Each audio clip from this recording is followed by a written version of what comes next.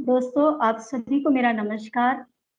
आप सभी का पुनः स्वागत है यूनिवर्सल लाइफ मैनेजमेंट के इस मंच पे, जहां मेरी बात हो रही है प्रेमजीत सिरोही जी से। प्रेमजीत जी, आपका स्वागत है। नमस्कार। प्रेमजीत जी, कल हमने बात की थी शिक्षा कि हमारी जो शिक्षा व्यवस्था है, जो कि संपूर्ण समाधान द्वारा प्रस्तावित है, वो कैसी होगी, जिसमें कोई एग्जाम नहीं होगा, कोई बच्चों को फीस देनी नहीं होगी, कोई पेरेंट्स को फीस देनी नहीं होगी, क्योंकि मनीलेस इकोनॉमी की बात, और कोई एग्जाम का प्रेशर नहीं होगा, किसी प्रकार का कोई स्ट्रेस नहीं होगा। बच्चों का एडमिशन 5 साल के बाद होगा और वो 15 साल तक अपनी जो बेसिक एजुकेशन है उसको कंप्लीट कर, और वो एजुकेशन भी यूनिफॉर्म होगी। 3-4 विषय होंगे, जैसे भाषा है, जनरल नॉलेज है, फिलोसफी ऑफ लाइफ थोड़ा सा रहेगा, और गणित, दोनों की जिंदगी में जो जीवन में काम आती है, ऐसी बेसिक भी कोई खास हो नहीं। उसके बाद 5 साल का समय उनको मिलेगा स्पेशलाइजेशन के लिए। तो ये हमारा एक शिक्षा का मॉडल था, और किसी भी बच्चे को जो भी इंटरेस्ट हो, जिस विषय में भी इंटरेस्ट हो, उस विषय में वो स्पेशलाइजेशन कर सकता है, और उसी के आधार पे वो किसी भी जॉब को चुन सकता है। तो यहाँ प्रेमजीत जी, एक प्रश्न आता है कि no exam, no pressure, no test, nothing, तो बिना प्रेशर के क्या बच्चे पढ़ेंगे? क्योंकि आजकल का पेरेंट्स का तो यही कहना है कि प्रेशर नहीं होगा तो बच्चे पढ़ेंगे ही नहीं। जी जी जी, इसको कई तरह से हम लोग देख सकते हैं। एक तो जैसे ऐसा देखें कि हर बच्चे के अंदर में इंटरेस्ट होता है, और बच्चा चाहे वो कितना ही भी बच्चा हो, वो भी इंटरेस्ट से ड्रिवन होता है ना। ये बाय नेचर है। मतलब जैसे बच्चे के सामने आप बहुत सारे तरह की खाने की चीज रख दो, तो तब भी वो सबको नहीं खाता। वो कोई नई चीज है, उसको टेस्ट करके देखेगा, अच्छी लगेगी तो खाएगा, और नहीं तो दोबारा उसको हाथ नहीं लगाएगा। तो वो इंटरेस्ट से ड्रिवन होता है। जिस आदमी की गोद में बैठने में उसको अच्छा लगता है, माने जो उसको सहलाता है, या जो भी उसके साथ वैसा व्यवहार करता है जिससे उसको अच्छा लगता है, तो उसके पास वो बार बार जाता है। तो ऐसे जो जिंदगी है, स्वाभाविक जिंदगी, वो बाई इंटरेस्ट ड्रिवन होती है। वो किसी को सिखाना नहीं पड़ता है। इंटरेस्ट जो है वो बाई बर्थ आता है।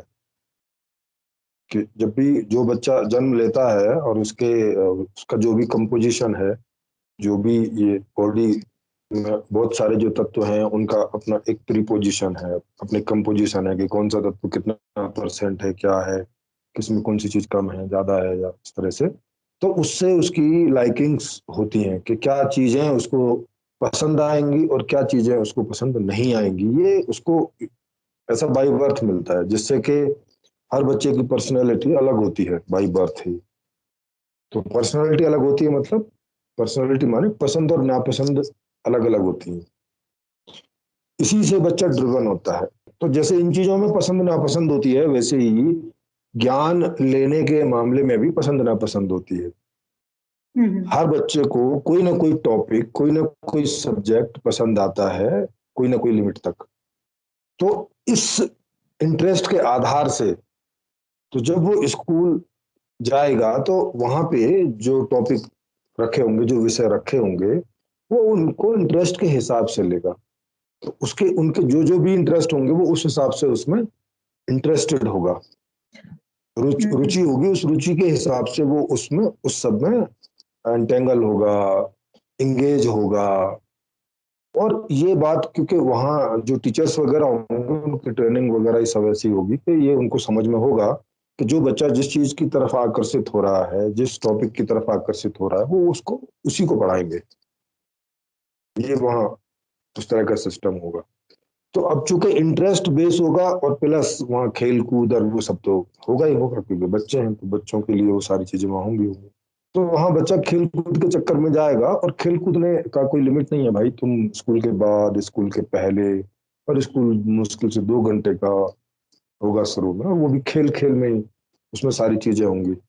उसमें चाहे भाषा हो, गणित हो, वो सब खेल के अनुरूप ही सिखाया जाएगा, खेल वाला सिस्टम। वो ऐसे करके छोटे बच्चों को ऐसे नहीं सिखाया जाएगा कि ये बोर्ड पे ये आ है, ये ई है, ये ए है, नहीं, वो खेल खेल वाले सिस्टम आते हैं ये सब सिखाने के भी, 1 2 3 हम्म, और ए ए आ ई ई या ए बी सी डी, ये इसके एक प्लेबल लर्निंग होती है, प्लेबल एजुकेशन होती है, खेल खेल में सीखना जैसा होता है। तो उस तरह से बच्चे उसको सीखते जाएंगे और उनके इंटरेस्ट के हिसाब से वो आगे जाता जाएगा। तो सबका इंटरेस्ट होता है अपना अलग अलग। तो ऐसे भी बच्चे होते हैं जिनका इंटरेस्ट बहुत ज्यादा होता है, उनको आप बोलोगे अरे बेटा खेल लो जाके, तो वो खेलेंगे नहीं, वो किताब पढ़ेंगे। हाँ बिल्कुल है ना? होते हैं। हाँ हाँ। अब जैसे थोड़े से बड़े होंगे तो कार्टून्स में किस्से कहानियों के रूप में चीजें सिखाने की जैसी होगी, कि उसमें कहानी होगी और उसमें वो कुछ सीख रहा होगा। जैसे भाषा है तो भाषा, तो बहुत सारी कहानियां होंगी उनकी क्लास के हिसाब से। तो वो उनको हम्म, वो उनको पढ़ते जाएंगे, तो पढ़ते पढ़ते, क्योंकि उनको पढ़ने में मजा आएगा, क्योंकि कहानियां हैं, कहानी है, या टीवी में पिक्टोरियल भाषा में कुछ मूवी है या कार्टून की मूवी है, हम्म, उसमें वो भाषा सीखेगा, उसमें वो गणित सीख जाएगा। समझ रहे हैं? ऐसे करके। हम्म। हाँ तो इस टाइप का पैटर्न तो अभी कुछ स्कूल्स में नजर आते हैं, जैसे जी है, बचपन है हाँ और किड्स ही हैं। प्ले एंड लर्न वाला कॉन्सेप्ट है ही है प्ले ग्रुप के बच्चों के हाँ। लिए, जो यस। खेलते खेलते टूल्स के साथ, टॉयज के साथ खेलते खेलते, लेकिन वो सिर्फ 3 साल 4 साल के बच्चों के लिए है, या मैक्सिमम 5 साल, उसके बाद नहीं। हाँ। तो उसके बाद में उनका तरीका बदल जाता है, फिर कहानियों वाला तरीका चलेगा। टीवी में वो सारी कहानियां होंगी, पिक्टोरियल रूप में होंगी, कहानी रूप में होंगी, फिर वो चलेगा, वो देखने लगता है उसके बाद में बच्चा। और उसके बाद में फिर उसके इंटरेस्ट ज्यादा स्पष्ट होने लगते हैं, कि कौन किस एजुकेशन में कितना ज्यादा है और कौन कितना कम है, या बिल्कुल नहीं है, या हम्म, बहुत कम। तो वो उस हिसाब से ही वहाँ चलते जाएंगे, क्योंकि वहाँ कोई प्रेशर है नहीं कि भाई आपको कोई एग्जाम पास करना है, कि कोई टेस्ट पास करना है, कि घर वालों को कोई रिजल्ट ले जाके दिखाना है, कि हम्म, कोई मतलब नहीं, घर वालों हम्म, को भी कोई मतलब नहीं, वो भी आपसे कभी नहीं पूछेंगे कि क्या पढ़ रहे हो क्या नहीं पढ़ रहे हो, ज्यादा ज्यादा यही पूछेंगे, हाँ भैया सब बढ़िया है ना, कोई दिक्कत तो नहीं है ना, ऐसा ऐसे करके हम्म, पूछेंगे। तो जिन जिन का इंटरेस्ट होगा वो पढ़ेंगे, जिनको इंजीनियर बनना है वो इंजीनियर बनेंगे, जिनको साइंटिस्ट बनना है वो साइंटिस्ट बनेंगे, जिनको साहित्यकार बनना है वो साहित्यकार बनेंगे, जिनको आर्टिस्ट बनना है वो आर्टिस्ट बनेंगे, जितने भी सारे फील्ड हैं वो सारे वहाँ ओपन हैं, और सभी खुले हुए हैं, और बच्चों के इंटरेस्ट के हिसाब से उसकी एजुकेशन, तो वो ऐसे ऐसे करते हुए जाएंगे। तो ये इंटरेस्ट का जो फैक्टर है ये इसके हिसाब से है। अभी भी आप देखो, अभी लोग बोलते हैं कि नहीं बाई फोर्स करो तो बच्चे पढ़ते हैं, कहाँ पढ़ते हैं अभी? अभी भी कितना रिजल्ट आता है, वो जो टॉप मोस्ट चिढ़ते रिजल्ट हैं। आता है वो कितना आता है? वो तो 10-15% बच्चे आते हैं जिनके हम्म, टॉप मोस्ट रिजल्ट आते हैं। हम्म, बाकी तो सब एवरेज ही रहते हैं, या तो एवरेज हो जाते हैं या तो फेल भी होते हैं सबके। हम्म, भाई अगर ऐसी कोई थ्योरी है कि भाई डंडा मार के या प्रेशराइज करके घर वालों से, बाहर वालों से, पड़ोसी से, टीचर से, सबसे प्रेशराइज करके पढ़ना चाहिए, तो सारे बच्चे पढ़ने चाहिए ना फिर। तब क्यों 10-15% बच्चे वो वैसा रिजल्ट ला पाते हैं, जितना कि जिसको बोल सकते हैं कि भाई हाँ चलो इतनी मेहनत की जा रही है, उनके साथ इतना मारपीट की जा रही है, तो संतुष्टिदायक रिजल्ट कहाँ, 10% मुश्किल से बच्चे लेके आ पाते हैं और भी पूरी जिनका क्लास। पढ़ने में रुझान होता है, वही जिनका पढ़ने में रुझान होता है, स्टूडियस बच्चे शुरू से होते हैं, वो बस उन्हीं का ही एक हाँ तो वही होती है, क्योंकि भाई इंजीनियर बनना, वैज्ञानिक बनना, ये ऐसा तो होता नहीं है कि 4 दिन बच्चों को पढ़ा पढ़ा के बिठा दो, मार मार के बिठा दो, पढ़ा दो, और वो इंजीनियर बन जाएंगे, साइंटिस्ट बन जाए, ऐसे तो करके है नहीं। तो ये अंदर एक समझ का लेवल होता है। आप बाहर से क्या कर सकते हो? ज्यादा ज्यादा उसको बस फोर्स कर सकते हो उस सिचुएशन में बैठने के लिए, किताब लेके बैठने के लिए, लेकिन समझेगा तो है नहीं, हम्म क्योंकि उसका जब उसमें इंटरेस्ट ही नहीं है, तो आप मार इंटरेस्ट नहीं। मार के, हाँ तो मार मार के इंटरेस्ट थोड़ी ना पैदा कर दोगे। हाँ तो पहला फैक्टर हुआ इंटरेस्ट, इंटरेस्ट ड्रिवन। ऊपर से जो बच्चे पढ़ते भी हैं तो वो भी विभिन्न विभिन्न डायरेक्शन में जाते हैं, सारे ही तो इंजीनियर नहीं बनते, सारे ही तो डॉक्टर नहीं बनते, सारे ही तो साइंटिस्ट नहीं बनते, सारे ही तो मैनेजर नहीं बनते, है ना? अब उसमें उसमें भी बहुत सारी क्लासेस हैं, बहुत सारी विभिन्नता है, तो सब उसमें जाते हैं। तो क्यों जाते हैं? इंटरेस्ट का चक्कर रहता है। तो इंटरेस्ट बेस अगर आप करेंगे तो इंटरेस्ट बेस में आदमी जितना जा सकता है मैक्सिमम जाएगा बच्चा, क्योंकि उसको उसमें मजा आता है करने में। और क्योंकि जीवन का उद्देश्य सुखी है, ये हम पहले ही दिन इस बात को समझ चुके हैं कि एम ऑफ लाइफ जो है वो सुखी रहना है, हैप्पी रहना है। और जिसमें अगले वाले हमने उसमें देखा था कि सुखी होने का मतलब है कि हमें इच्छाएं पैदा होती हैं, कुछ जानने की, कुछ करने की, कुछ भोगने की इच्छाएं पैदा होती हैं। और उन्हीं इच्छाओं के हिसाब से हमारी इच्छा पैदा हो, पूरी हो, तो वो उसमें हमें सुख होता है, अच्छा लगता है। तो यही बात एजुकेशन में भी है कि बच्चों को जब जिस जिसमें रुचि होती रहे, इंटरेस्ट होता रहे, उस हिसाब से वो पढ़ता रहे, तो वो मैक्सिमम पढ़ पाएगा, उसकी जो भी रुचि होगी उसके हिसाब से, और वो उसी डायरेक्शन में जा पाएगा जिसमें वो जाना चाहता है। और मैक्सिमम आउटपुट भी वो दे पाएगा, उसका परफॉर्मेंस भी बहुत अच्छा हाँ। होगा जिस भी फील्ड को वो ऑप्ट कर। यस। तो उसका जो भी आउटपुट होगा स्वाभाविक होगा, सुखी सुखी होगा और मैक्सिमम होगा, और उससे ज्यादा और संभव नहीं है। तो मतलब अगर आप देखें कि एक तरीका है बाई फोर्स और एक तरीका है बाई इंटरेस्ट। बाई फोर्स में सभी दुखी होते हैं, क्योंकि जो इंटेलिजेंट है वो भी दुखी होते हैं। वो यूं दुखी होते हैं कि उन्हें भी कई बार बनना होता है डॉक्टर तो बन जाते हैं टीचर, बनना होता है टीचर तो बन जाते हैं इंजीनियर। वो ऐसे प्रॉब्लमेटिक होती हैं। और ये क्यों होता है? ये इसी वजह से होता है कि कुछ माँ बाप की अपने उनके ऊपर वो होता है कि भाई तुम डॉक्टर बनो, उनको कुछ होता है दिमाग, अब उसको इंजीनियर बनना है, अब वो उसको डॉक्टर की तरफ फोर्स करेंगे। तो अब ये फोर्स वाली स्थिति में उसको भी दुख होगा, माँ बाप को भी दुख होगा, टीचर्स को भी दुख होगा, सारा सिस्टम, सारा नेशन दुखी रहता है उस चक्कर में। तो एक है तरीका बाई फोर्स का जिसमें मैक्सिमम आउटपुट नहीं आता, जिसमें मिनिमम आउटपुट आता है। और आउटपुट भी हमें बाई फोर्स लाना पड़ता है, वो फोर्स कंटिन्यूअसली लगा के रखनी पड़ती है। हाँ, वो अब दुखी प्रेशर बना। आदमी है, हाँ, अब दुखी आदमी है, फ्रस्ट्रेटेड आदमी होगा तो वो फ्रस्ट्रेशन ही फैलाएगा समाज में। अब फ्रस्ट्रेशन ना फैलाए उसके लिए फोर्स लगाओ उसको, ये ना नियम कानून बनाओ, वो पुलिस लगाओ, वो करो, वो अब पुलिस के साथ में साठगांठ करके फिर कुछ करता है, अब फिर क्या कर सकते हैं? फिर नेताजी बोलते हैं अब इसमें हम क्या करें, ये तो जनता ही खराब है, ये तो जनता ही ऐसी है। नहीं भाई, जनता ऐसी नहीं है, जनता ऐसी बनाई है, ये गड़बड़ टाइप की व्यवस्था रख के, फोर्स वाली व्यवस्था रख के, जो कि आप बचपन से ही उसको फोर्स देना शुरू कर देते हो और ता जिंदगी फोर्स देते रहते हो, और बदले में भी कुछ नहीं मिलता है। आपका फ्यूचर भी इनसिक्योर रहता है, आपको जॉब नहीं मिलती, आपको काम नहीं मिलता, आपको फिर पैसा नहीं मिलता, आपको फिर ना ज्ञान मिलता है जो आप चाहते हैं, न भोग मिलता है, न कर्म मिलता है, तो कुछ भी नहीं मिलता, तो जिंदगी कहाँ जी रहे हैं फिर? तो जीवन का उद्देश्य अच्छी जिंदगी जीना है सुखपूर्वक, या ऐसे कुछ फोर्स फोर्स करवा के एक दूसरे को फोर्सेबल करके कुछ करवा लेना है अपने लिए? हाँ, तो एक होगी फोर्स वाली जिंदगी, मजबूर वाली जिंदगी। उसमें एक वर्ग बन जाता है, जिसके पास पावर चली जाती है वो मजबूर करने वाला वर्ग बन जाता है, और बाकी के जितने भी वर्ग हैं वो मजबूर होने वाले वर्ग बन जाते हैं। एक व्यवस्था तो ये है। शोषक और शोषित। हाँ, शोषक शोषित की। अब इसमें आप देखेंगे दोनों की कोई कोई गलती नहीं, सिस्टम ऐसा है, अब काम तो करवाना ही है। काम करवाना है तो जिनके पास पावर है तो उनके पास में फोर्स के अलावा दूसरा क्या उपाय है? तो वो पैसे के द्वारा फोर्स डालेंगे, गाली गुप्तार करेंगे, आप नहीं आओगे तो जॉब से निकालने की बात करेंगे। तो बहुत सारी तरह की आपकी जो है ऐसी फोर्स हैं, जो डायरेक्ट फोर्स है, इनडायरेक्ट फोर्स है, साइकोलॉजिकल, फिजिकल, कई प्रकार की फोर्स को अप्लाई करेंगे। तो इसमें आपका भी जीवन नरक रहेगा, और उनको भी कोई मजा थोड़ी आता है फोर्सेबल करने के लिए, में कोई मजा थोड़ी आता है, आदमी फेड अप हो जाता है शाम तक, फोर्स करता करता, गालियां देता देता।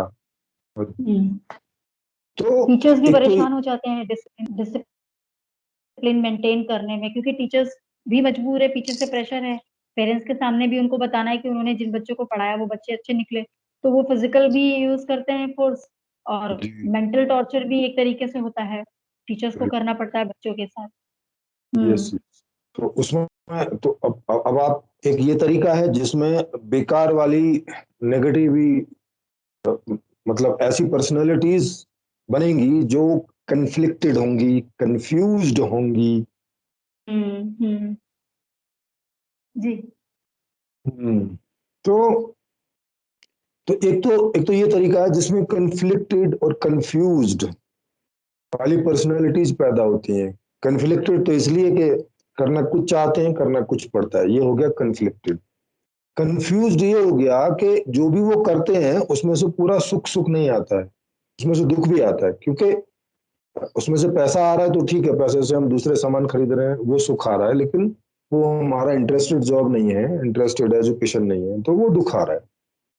तो हाँ उसको ये, तो उसको ठीक से समझ ही नहीं आती कि जीवन सुखी होने के लिए है कि दुखी होने के लिए है कि दोनों होने के लिए है। और इसीलिए फिर वो लोग बोलते हैं कि जीवन, सुख दुख जो है वो एक ही सिक्के के दो पहलू हैं, ये तो आप कुछ भी करो, सुख आएगा उसके साथ दुख भी आएगा ही आएगा, वगैरह वगैरह, ऐसे ऐसे वो अपने, और ये हमारा एक्सपीरियंस है, ये we are realised people of this. हमने इसको रियलाइज्ड किया है अपनी लाइफ में, यही लाइफ है, क्योंकि वो विद इन द बड़े सिस्टम। हमारे पेरेंट्स बड़े जोरों से इस बात को बोलते हैं कि पढ़ लो, हाँ कुछ कर लो, नहीं तो फिर ऐसे ही बैठे रह जाओगे, लोग आगे निकल जाएंगे। और ये सब तो सुख और दुख का ताना बाना चलता ही रहेगा, इसमें ही अपने आप को एडजस्ट करना पड़ेगा, सबको सब कुछ नहीं मिल सकता, इस तरह की बातें। जी, बिल्कुल बिल्कुल इस हम्म। तरह की बात है। तो अब, तो ये, और एक तरीका है जो मैंने सुझाया है और खोज के रखा है हर तरह से, उसको आप सब लोग चेक कीजिएगा, कहीं पे भी कोई गलती है तो बताइएगा आके। हम्म। वो तरीका है कि जो पर्सनैलिटी पैदा होगी वो अकॉर्डिंग टू इंटरेस्ट होगी, अकॉर्डिंग टू इंटरेस्ट पैदा हुई है। जब वो पैदा हुई है तो उसमें इंटरेस्टेड है, इंटरेस्ट हैं कई सारे प्रकार के, तो उसका जीवन अगर उस हिसाब से चले तो वो सुखी रहता है। तो वो सुखी सुखी एजुकेशन प्राप्त करे, जिस भी डायरेक्शन में जाए, जितना भी जाए, ये वो तय करे, क्योंकि उसके पास मशीन है ना, उसके पास एबिलिटी है, जो भी एबिलिटी है वो वहां तक उसको एक्सप्लोर करे, और अ, उसी में वो दक्ष हो, फिर उसी हिसाब से जॉब वाली एजुकेशन भी में भी वो जाए, और उसी में फिर वो उसी हिसाब से दक्ष हो। तो इसमें क्या होगा कि अकॉर्डिंग टू इंटरेस्ट होगा, वो दुखी नहीं होगा, टीचर्स दुखी नहीं होंगे जबरदस्ती पंप कर करके, घर वाले दुखी नहीं होंगे, पड़ोसी दुखी नहीं होंगे, कहीं कोई दुख नहीं होगा। तो एक ये हम्म। इंटरेस्ट वाला सिस्टम है कि भाई अकॉर्डिंग टू इंटरेस्ट, और एक ये फोर्स वाला सिस्टम है। तो फोर्स वाले सिस्टम का आउटपुट आपने देख लिया, मैक्सिमम दुख और मिनिमम सुख। और राइट। इंटरेस्ट वाले सिस्टम का आउटपुट है सुख ही सुख, कोई दुख नहीं। या मैक्सिमम मिनिमम की भाषा में सोचो तो मैक्सिमम सुख और मिनिमम दुख। हाँ। मिनिमम दुख, दुख कोई ऐसे कोई प्राकृतिक तौर से कुछ हो गया, कहीं से आप जा रहे हैं, आंधी आ गई, गिर पड़े, चोट लग गई, या पहाड़ के बगल से जा रहे थे, कोई कंकड़ पत्थर आ गया, मर गए या घायल हो गए, नेचुरल टाइप के दुख छोड़, बाकी हम्म। मानव निर्मित कोई दुख नहीं होगा। तो अब आप समझिए कि कौन से वाला सिस्टम करना है, वो सिस्टम जो आपके जन्म से ही आपको सुख देना स्टार्ट कर देता है और आपके मरने तक आपको सुखी रखता है, या वो सिस्टम जो फोर्स वाला है, जो आपको जन्म से ही दुखी करना स्टार्ट कर देता है और मरने तक आपको दुखी बना के रखता है, इनसिक्योर बना के रखता है, असुरक्षित बना के रखता है, आपको जो है संदेहात्मक टाइप की पर्सनैलिटी आपकी रहती है, आपको कभी कोई क्लियरिटी नहीं होती, क्या जीवन है, क्या सही है, क्या गलत है। तो कैसे होगा जब आपकी पर्सनैलिटी ही कन्फ्लिक्टेड है? तो एक कंफ्यूज्ड पर्सनैलिटी, कंफ्लिक्टेड पर्सनैलिटी कैसे किसी क्लैरिटी को जा सकती है, जो अंदर तक कंफ्यूज्ड हो गई है, अंदर तक कंफ्लिक्टेड हो गई है, और जिसका रूट कॉज बाहर का सिस्टम ही है, ये खराब सिस्टम, फोर्स वाला सिस्टम। समझ और रहे वो हैं? कन्फ्लिक्टेड, हाँ, जो हाँ कन्फ्लिक्टेड पर्सनालिटीज होती हैं, या जो इस टाइप की बिहेवियर जो पैटर्न देखने में आते हैं कि बड़े बच्चे जो होते हैं अजीबोगरीब तरीके से बिहेव करते हैं, थोड़े बड़े होने लगते हैं, झूठ बोलना हाँ शुरू कर देते हैं, और बातों को छुपाना शुरू कर देते हैं, उनके साथ कुछ अब्यूज भी होता है तो वो बहुत शांत से हो जाते हैं, किसी से खुलते जी। नहीं है, मिक्सअप नहीं होते, तमाम तरीके के बच्चों में ऐसे देखने में आता है। तो इन सब का तो मुझे अभी तक यही लगता था कि इन सब का कारण कहीं अंदर है, कुछ साइकोलॉजिकल प्रॉब्लम है ब्रेन में, न्यूरॉन्स में, तब लेकिन अब ये समझ में आ रहा है कि प्रॉब्लम व्यवस्था की वजह से ये सारी प्रॉब्लम्स हो रही है, क्योंकि इंटरेस्ट के अकॉर्डिंगली कुछ भी नहीं मिल रहा, ना खाने को जी मिल रहा है, ना जीने को मिल रहा है, ना पढ़ने को मिल रहा है, किसी प्रकार का कोई सुख मिल नहीं रहा। तो उसके वजह से ये पर्सनालिटी डिस्क होते हुए दिखती है, और जिसका कारण जी हम सोचते हैं कि अंदर है, लेकिन वो कारण बिल्कुल तुरंत ही बाहर नजर आ रहा है, सिस्टम में नजर आ रहा बिल्कुल बिल्कुल उसका रूट कॉज वहां पर। है। जी।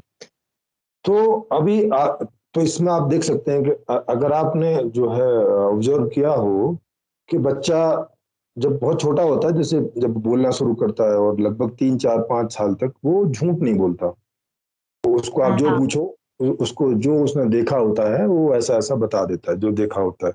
अभी वहाँ समझ का तो कोई मतलब ही नहीं होता, अभी वो समझता नहीं है कुछ भी वहाँ ठीक से। तो उसको ये भी नहीं समझ होती कि अभी जो मैं बता रहा हूँ इसकी वजह से मुझे थप्पड़ पड़ेगा कि प्यार होगा उसको, ये चीजें क्लियर, ये हाँ। सब इतनी अंडरस्टैंडिंग होती नहीं है। तो वो क्या करता है, उसको आप जो पूछो वो बता देता है। लेकिन अब आपने जो पूछा हाँ। उसने जो बताया तो आप उसमें रिएक्टिव करते हैं, मतलब माँ है, बाप है, या बड़ा भाई है, या बड़ी बहन है, या बुआ, दादा, दादी, वो रिएक्टिव होते हैं। मतलब जैसे उसने उसने कोई चीज बता दी, मान लिया, और ज्यादातर लोग क्या करते हैं उनसे दूसरे के बारे में पूछते हैं, क्योंकि उन्हें पता है कि ये हाँ, बच्चा है सच बताएगा। बच्चे तो वो बता पूछ देते हैं। हाँ। हाँ बच्चे बता देते हैं। तो अब बच्चे ने जो है बता दिया सच, अब बता दिया तो इसके लिए तो ठीक है, इसके लिए तो जासूसी वाला काम हो गया, इसको तो मालूम चल गया सच क्या है। लेकिन जिसके बारे में बताया वो बच्चे जो है, जैसे मैंने बताया शुरू शुरू में, वो जैसा देखते हैं वैसा बता देते हैं, जैसा जो भाषा उन्होंने सीखी होती है उसी भाषा में वो बता देते हैं, बड़े समझ भी जाते हैं वो क्या बता रहे हैं। तो अब इसमें जैसे किसी और के बारे में उसने बताया, जैसे उदाहरण के लिए मेरी बेटी है, तो वो मेरे पास आती थी तो वो कुछ भी खाती थी, केक वगैरह कुछ भी जो बोलते थे मैं मना नहीं करता था, और केक वेक खिला के और उसका ब्रश वगैरह करा देता था, कुल्ला वगैरह। तो अब वो जो उसकी मम्मी है वो उसको पूछती थी कि तुम क्या खाया, तो वो बता देती थी, जो खाया उसने वो बता देती थी कि मैंने बनाना केक खाया, मैंने ये खाया, मैंने वो खाया। अब वो मुझे कॉल करके डांटती थी फिर कि ये तुम कैसे इर्रेस्पॉन्सिबल पिता हो, बच्ची का तुम ख्याल नहीं करते हो, उसके दांत खराब हो जाएंगे। इसके बाद मैं बोलता अच्छा अच्छा ठीक है, आगे से नहीं खिलाऊंगा। मैं हर बार ऐसे करके बोल देता, वो हर बार ऐसे करके डांटती रहती थी। तो एक बार क्या हुआ, बाद में, ये लगभग 5 साल तक यही यही चलता रहा, 3 से 5 साल। जब वो 3 साल की थी और 5 साल की आई, तो तब तक वो यही चलता रहा। वो उससे पूछती रही कि तुमने क्या खाया पापा के साथ में, और वो बताती रही। अब ये अच्छी बात थी कि वो उसको नहीं डांटती थी जरा भी, तो वो मुझे डांटती थी। तो मैं ऐसी चीजों की केयर करता ही नहीं हूँ, तो मैं हाँ हाँ उस समय कर देता हूँ, ठीक है तुम परेशान मत हो। तो अब वो बाद में क्या हुआ कि अब जब वो 5 साल के बाद की बात होगी, लगभग 5.5 साल की हो गई, तो वो आई मेरे पास में, और वो जो खाती थी सब चीजें मैंने उसको खिलाया। तो वो रात में कार्टून भी देखती थी, वो 10 बजे के बाद देखने नहीं देती और रिस्ट्रिक्टेड करती है, कार्टून ज्यादा ना देखे। तो उसने कार्टून देखने की जिद की और वो सब खाने की, और बाद में बोली कि मम्मा को मत बताना कि मैंने केक खाया है या मैं देर से सोई हूँ। वो मुझे बोल रही है झूठ बोलने के लिए। इस, तो, इसका क्या मतलब हुआ कि अब वो समझ गई, अब उसका वो इतना ऑब्जर्व विकास कर हो लिया। गया। हाँ, हालांकि वो उसको उस तरह से डांटती डपटती नहीं थी, लेकिन वो गुस्सा करती थी उस पर जब वो थोड़ी बड़ी हो गई, तो ऐसे साढ़े पाँच। तो अब उसको ये बात समझ में आने लगी कि अ, मामा गुस्सा करती है इन इन चीजों पे, मुझे डांटती है, अगर उसको पता चलेगा तो। लेकिन करना तो है उसको, क्योंकि उसकी उसमें रुचि है, उसको उसका उसमें इंटरेस्ट है। हम्म। तो अब ये पर्सनैलिटी कंफ्लिक्टेड होनी शुरू हो जाएगी। माँ हम्म। से माँ से जो इतना क्लोज रिश्ता था, जो आगे और बढ़ सकता था एज के हिसाब से, अब वो कम होना शुरू हो जाएगा, उसमें गैप पड़ना शुरू हो जाएगा। कुछ चीज छुपाना शुरू कर देंगे बच्चे, कुछ नहीं बताएंगे। हम्म। हाँ, बेटी छुपाना शुरू कर देगी, वो भी छुपाना शुरू कर देगी। माँ भी, जब उसको पता चलेगा अच्छा बेटी कुछ समझने लग गई है। हाँ। हाँ, समझ अक्सर रहे हो? तो ऐसे ही ये, होता है, हम लोग हाँ ऐसे ही तो ये करते हैं। तो, हाँ तो उनके उनके संबंध में ऐसे दूरी होनी शुरू हो जाएगी, दरार पड़ने लगेगी। एक दूसरे से हम छुपाने लगेंगे चीजें। छुपाना ही मतलब झूठ बोलना होता है, छुपा दिया या कुछ का कुछ और बता दिया। हम्म। ऐसे करके बच्चे झूठ बोलना शुरू करते हैं। नहीं तो अगर बच्चों को उनके इंटरेस्ट की जिंदगी जीने दी जाए, ठीक है कोई दांत खराब होंगे, कुछ हो गया तो उसका इलाज देखेंगे ना। तो दांत, तो दांत का वो देखें, या वो जो जीवन में वो सुखी सुखी जीना चाह रहा है वो देखें। दांत का तो कोई सप्लीमेंट हो भी सकता है, एक आध दांत के बिना भी जिया जा सकता है, वो कोई इतनी इतनी बड़ी समस्या नहीं। लेकिन आप एक आध दांत के चक्कर में आप पूरी जिंदगी जो है अनइंटरेस्ट वाली जियो, बिना रुचि वाली जियो, उसमें क्या सार है? या किसी दूसरे को फोर्स करो जीने के लिए, उसमें क्या सार है? तो अब आप देखो, वही बेटी है, मुझसे झूठ नहीं बोलती है और उससे झूठ बोलती है, और उससे हम्म। झूठ बोलने के लिए मुझे भी सजेस्ट करती है। बेटी तो एक ही है ना, वही बेटी है, वो दो थोड़ी ना है कि मेरे लिए कुछ और है उसके लिए कुछ और है। तो जब भी वो मेरे पास आती है, मेरे पास बहुत समरसता से रहती है, उसे कोई ऐसी चिंता फिक्र नहीं होती कि उसे मुझसे कुछ छिपाना है। मतलब एक ही पर्सनालिटी अलग अलग सिचुएशन में जहां वो कंफर्टेबल होता है वहां वो स्वाभाविक रूप से जीता है, और जहां वो हाँ, अनकंफर्टेबल होता है तो वहां झूठ और छुपाना और ये सब चीजें शुरू करता है, खासकर बच्चों के मामले में। वो बहुत हाँ जल्दी बच्चों समझ की जाते हैं कि पापा हमारा साइड ले रहे हैं या मम्मी हमारा साइड ले रही साइड, यस है, हम यस। कहाँ कंफर्टेबल हैं, उस हिसाब से वो हाँ, सारी चीजें शेयर करते हैं। जी। ये तो और उस हिसाब से ही संबंधों में नजदीकी होती है। तो अब जैसे वो मेरे पास आती है तो वो ये सामान वहां फेंक, वो कपड़ा वहां फेंक, मैं कुछ नहीं रोकता, वो कुछ भी करती रहती, कुछ नहीं रोकता, यहाँ छिप वहां छिप, ये खेल वो, जो भी कुछ है, पापा वहां चल रहा है, हाँ चलो। मतलब मेरे साथ वो एकदम स्वाभाविक रूप से जीती है, जैसे उसे जीना है वैसे जीती। अब चूंकि मेरे पास भी बहुत सारे रिसोर्सेज नहीं है कि मैं उसके लिए और बहुत सारी चीजें कर सकूं, तो जो मैं नहीं कर सकता उनमें उसको भी दिक्कत होती है। और जो है उतने में वो एकदम कंफर्टेबल रहती है। तो एक तो ये लाइफ है कि ऐसी लाइफ चले, ये ज्यादा बेटर है, ये ज्यादा अच्छी है, ये चलनी चाहिए। या उसको जो है दबा दबा के ऐसे नहीं जीना, वैसे नहीं जीना, ऐसे मत बैठो, ऐसे बात मत करो, ऐसे कपड़े मत पहनो, बिना कपड़े के मत घूमो। अब जैसे गर्मी में होती है तो मेरे पास वो बिना कपड़ों के घूमते रहते, उसको कपड़े पहनना अच्छा नहीं लगता, क्योंकि अब गर्मी है तो कैसे करेगी। अब मेरे साथ जाती है वो गंगा में तो कई कई घंटे वो वहां नहाती है, खेलती है। तो एक ये वाला जीवन है जिसमें सब मजा ही मजा है सबको। और एक है जिसमें सजा ही सजा है, बहुत कम मजा है। तो कौन से वाली लाइफ आप जिएंगे? तो आप इससे समझ चुके होंगे कि बच्चों में झूठ कैसे स्टार्ट होता है। हम्म। जब बच्चे समझने लगते हैं कि उनके सच और झूठ बोलने से क्या रिजल्ट आ रहा है। अब चूंकि रिजल्ट तो पॉजिटिव वाला चाहिए उनको भी, सुख वाला। तो अब जहां उन्हें झूठ बोलने से लगता है कि वो किसी दुख से बच जाएंगे या उन्हें कोई सुख मिल जाएगा, तो वो वहां झूठ बोलते हैं, और यही कारण पूरी जिंदगी रहता है। हाँ, यही मतलब अगर यही बच्चा बड़ा होता है तो वो और डिस्टॉर्ट होता है और कंफ्यूज होता है और डिस्टॉर्टेड हो जाता है।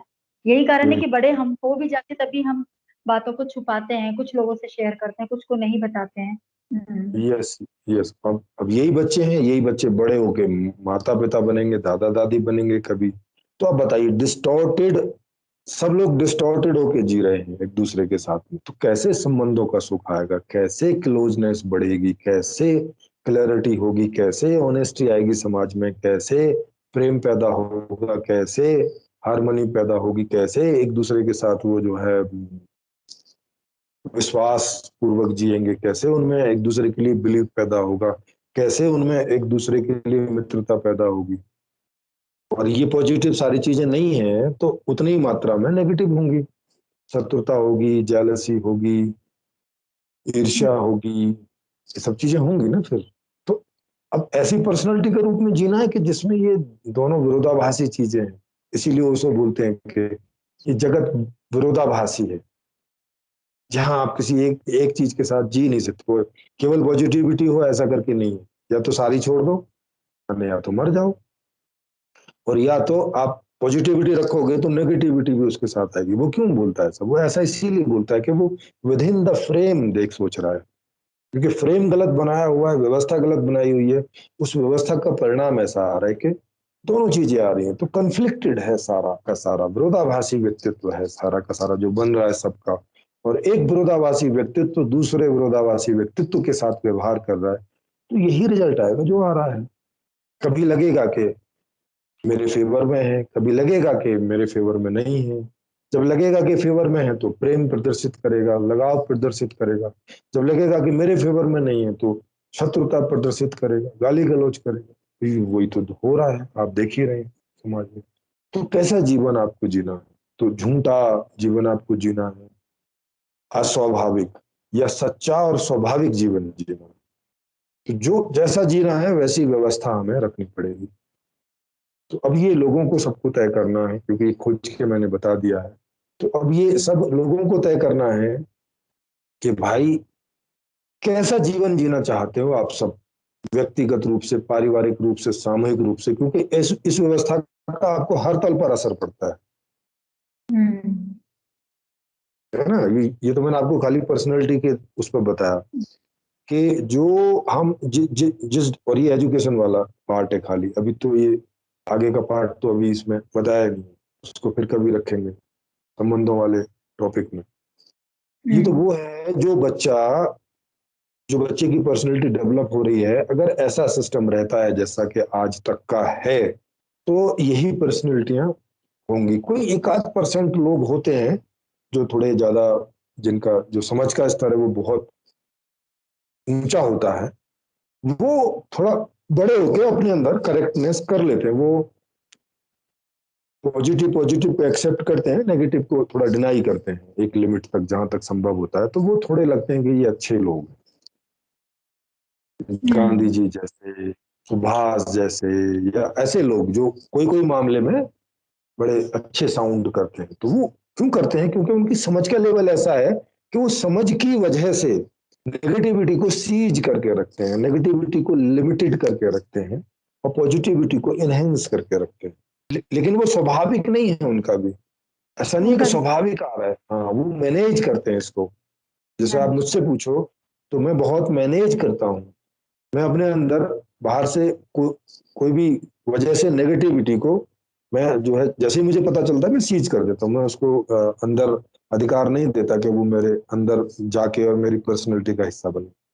और मैं ऐसा क्यों कर पाता हूँ? क्योंकि मेरी समझ, मेरा जो लेवल है वो उस आला दर्जे का है, तो ये संभव हो पाता है। मैक्सिमम लोगों से ये संभव नहीं हो पाता। तो वो तरीका सबके लिए नहीं है, यानी समाज के लिए वो तरीका नहीं, ये कोई कोई इक्का दुक्का कर पाता है।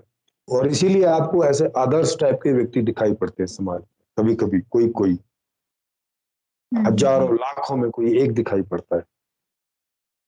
तो अब उससे तो समाज नहीं चलता ना, एक आदमी से तो समाज नहीं चलता। और इसीलिए सब उसको पॉइंट कर करके बोलते रहते हैं, देखो ऐसे बनो, देखो ऐसे बनो, देखो ऐसे बनो। नहीं भाई, ऐसे नहीं बनो। ये जो अभी की जो व्यवस्था है उसमें ये एक आध परसेंट ही लोग होते हैं ऐसे, बल्कि 1% से भी कम। लाखों में है एक तो कितना हो गया? वो 0.000 नेग्लिजिबल है मतलब। तो वैसे नहीं बन सकते, क्योंकि वो स्वाभाविक नहीं, और वो भी स्वाभाविक जिंदगी नहीं जी रहा है, ये अस्वाभाविक है।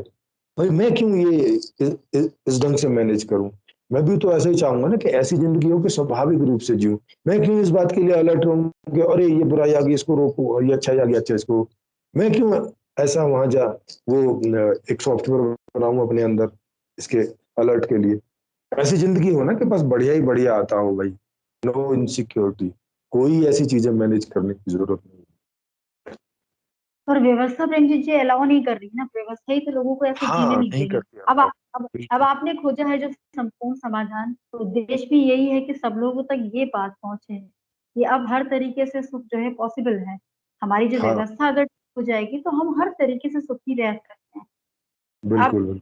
अब एक आशा की जो है किरण नजर आई है संपूर्ण समाधान के थ्रू, और ये दर्शकों तक और जितने लोग श्रोतागण हैं, जितने लोग सुन रहे हैं इस बातचीत को, उन तक ये जी बात हम पहुंचाना ही चाह रहे हैं कि संपूर्ण समाधान व्यवस्था की एक ऐसा ऐसी व्यवस्था है जहाँ चारों तरफ से हर तरीके से सुखी सुख है, किसी भी प्रकार का कोई टेंशन, कोई कॉन्फ्लिक्ट, कोई कॉन्ट्रडिक्शन नहीं है।